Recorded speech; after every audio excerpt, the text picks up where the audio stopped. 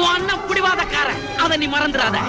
உன் தங்கச்சி பிடிவாதக்காரி, அதை நீயும் மறந்துடாத. என் வார்த்தை மீறி போவாத, போனா என் வாசலை இனி மிதிக்காத. என் வாழ்க்கையை கெடுக்காத, வாசல் தாண்டி போனா அதை தடுக்காத. உன்னை நான் தடுக்கிறதா இல்ல, ஆனா உனக்கு எனக்கு செத்தா வேண்டா இல்ல.